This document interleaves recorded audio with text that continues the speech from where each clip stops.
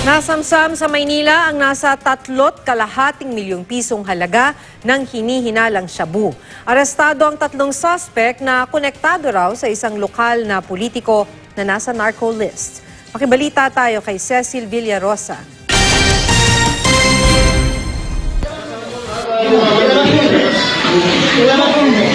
Kuha iyan ang pasukin ng mga pulis ang isang unit sa isang apartment building sa Sampaloc, Maynila.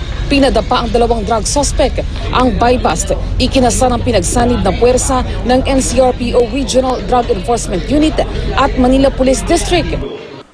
Aabot sa mahigit kalahating kilo ng hinalang shabu na nakalagay sa 79 na sachet ang nasamsam. Umaabot sa 3.2 milyong piso ang halaga ng mga ito. Kasama rin sa mga nasabat ang mga drug paraphernalia, isang revolver at isang handheld radio. Arestado sa operasyon ang itinuturong pinuno ng Pimentera Criminal Gang na si Porferio Pimentera. Gayon din ang umunoy drug runner na si Orlando Naginlin at barangay tanod na si Joseph de la Cruz na tumatayo umanong lookout.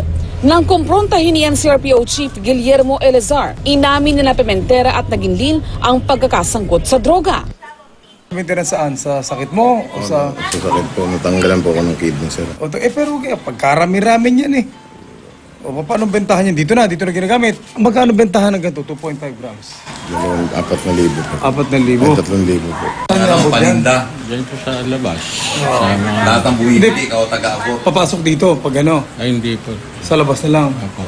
Pero ang tanod na si de la Cruz, todo tanggi. Nag-roving po ako, napagtambay lang ako, napagkakwentuhan lang po. Yun lang po. Konektado raw ang mga suspect sa isang lokal na politiko na nasa narco list.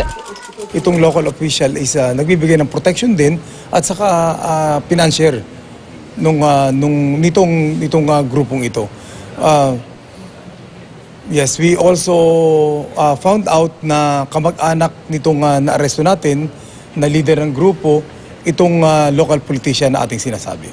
Galamay din daw ang grupo ng Ninja Cup na si Jolly Aliangan na dati nang naaresto noong 2016 dahil din sa pagtutulak ng droga. Cecil Villarosa, GMA News.